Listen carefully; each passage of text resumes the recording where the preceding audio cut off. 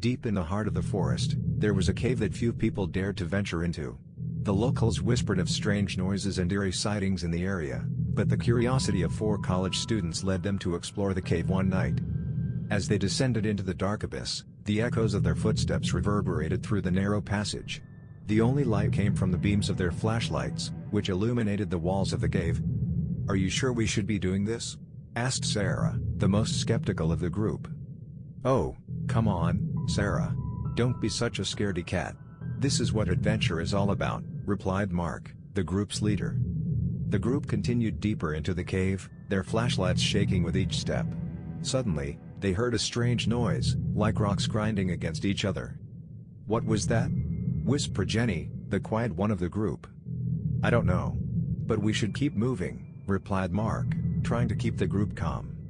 As they reached a wider section of the cave, they saw something that made their blood run cold.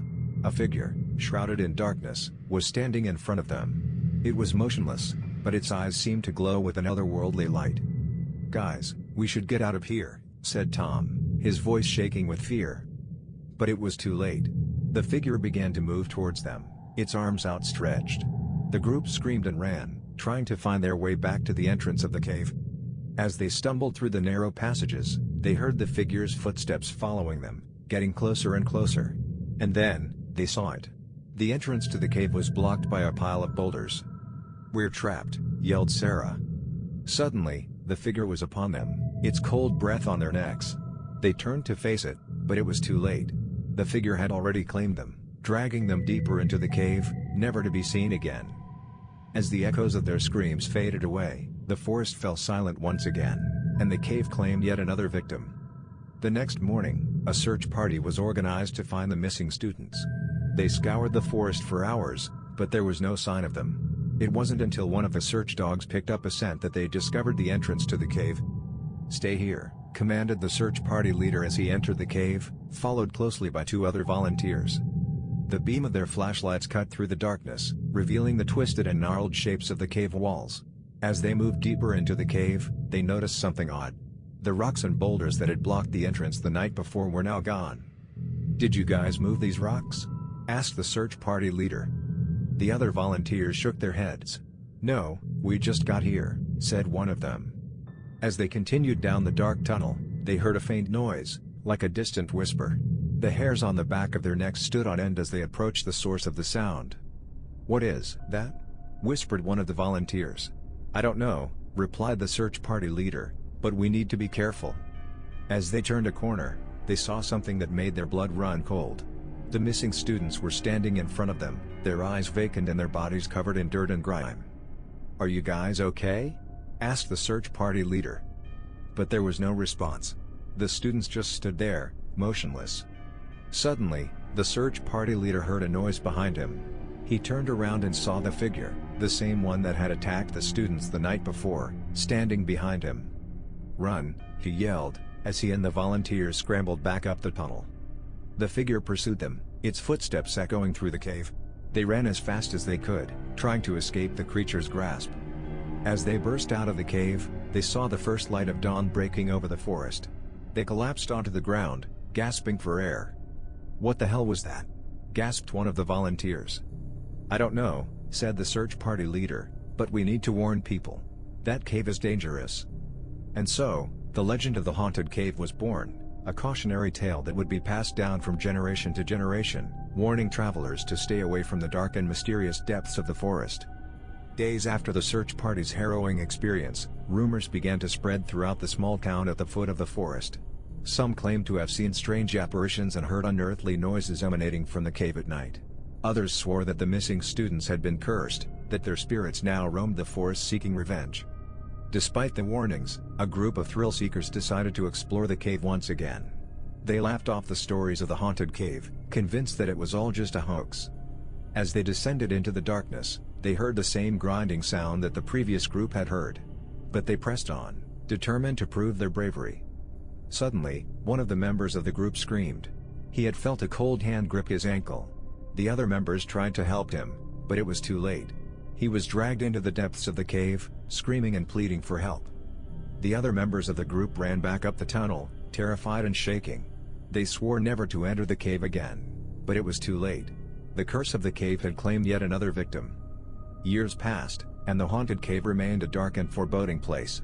But one day, a group of scientists decided to investigate the strange occurrences that had been reported there. They explored the cave with advanced technology, hoping to uncover the truth behind the legends. As they moved deeper into the cave, they heard a strange humming sound. They followed the sound to a hidden chamber, where they found an ancient artifact, unlike anything they had ever seen before. "This is incredible," said one of the scientists. "It must be thousands of years old."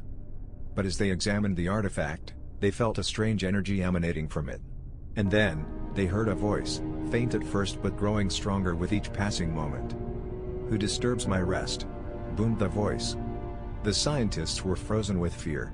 They realized too late that the artifact was cursed, and that they had awakened an ancient spirit. The voice grew louder and more menacing. "You have disturbed the slumber of the dead. You will pay for your transgressions." The scientists tried to run, but the cave began to shake and crumble around them. The walls of the cave fell in on itself, trapping the scientists inside forever. And so, the haunted cave claimed yet another victim, a warning to all those who dared to enter its dark and treacherous depths. Years went by, and the legend of the haunted cave continued to grow. People from all over the world came to visit the small town, hoping to catch a glimpse of the cursed cave.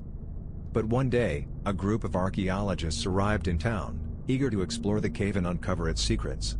They were a seasoned group of explorers, unafraid of the dangers that lay ahead. As they descended into the depths of the cave, they noticed something strange.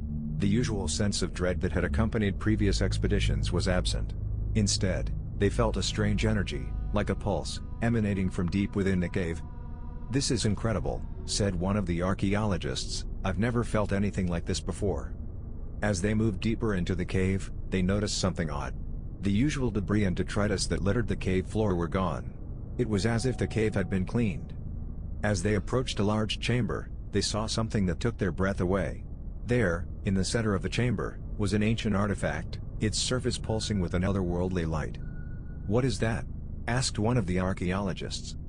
"I don't know," said the group leader, "but we need to be careful." As they approached the artifact, they felt a strange energy emanating from it, like a humming sound that grew louder with each passing moment.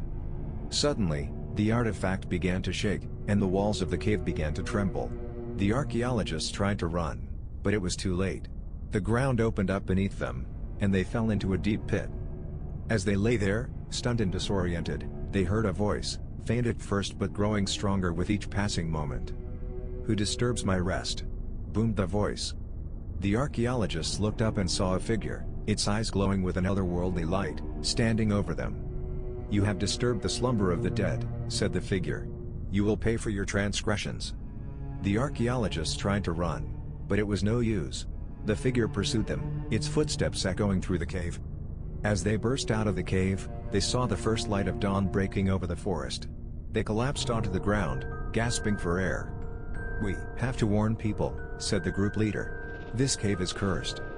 And so, the legend of the haunted cave continued, a cautionary tale that warned travelers to stay away from the dark and mysterious depths of the forest.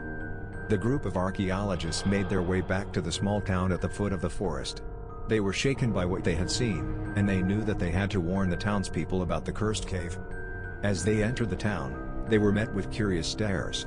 The townspeople had heard about their expedition and were eager to hear what they had discovered. The group leader stepped forward and addressed the crowd. "We have explored the cave, and we have uncovered a great danger.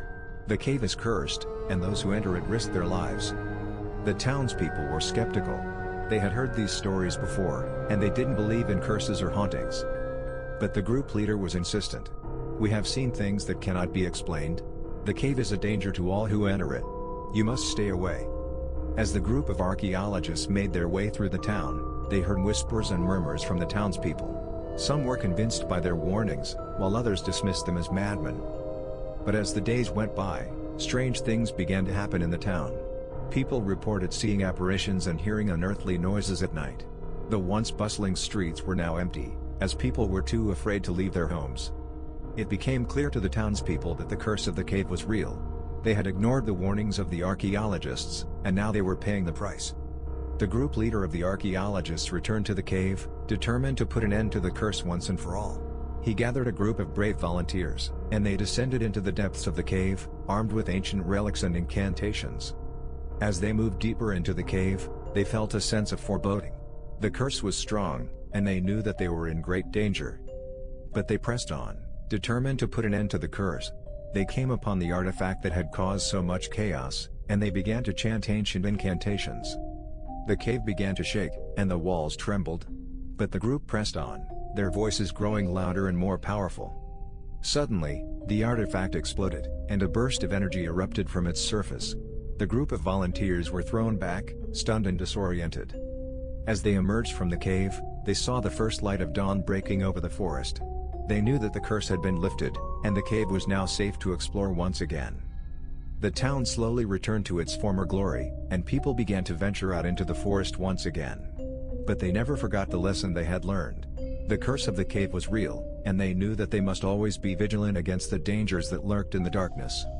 As the town returned to its former state, the group of archaeologists that had discovered the curse of the cave decided to stay in the town. They wanted to ensure that the curse never returned. One day, as they were exploring the forest, they stumbled upon a small clearing. In the center of the clearing stood a small stone statue. The group leader examined the statue and realized that it was an ancient relic. He knew that it was a symbol of protection against the forces of darkness. "We must place this statue at the entrance to the cave," he said to the group.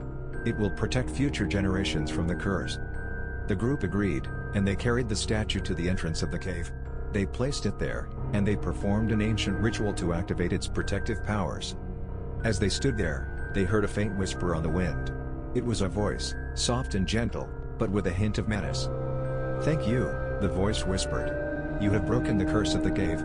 But beware, there are other forces at work in this world.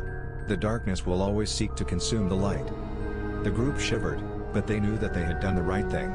They had lifted the curse of the cave, and they had protected future generations from the dangers that lurked in the darkness. As they made their way back to the town, they saw the first light of dawn breaking over the horizon. They knew that they had been given a great gift, and they vowed to protect it at all costs. And so, the town and the forest lived in peace, knowing that they were protected by the ancient powers of the universe. The curse of the cave had been lifted, and the darkness had been pushed back, for now.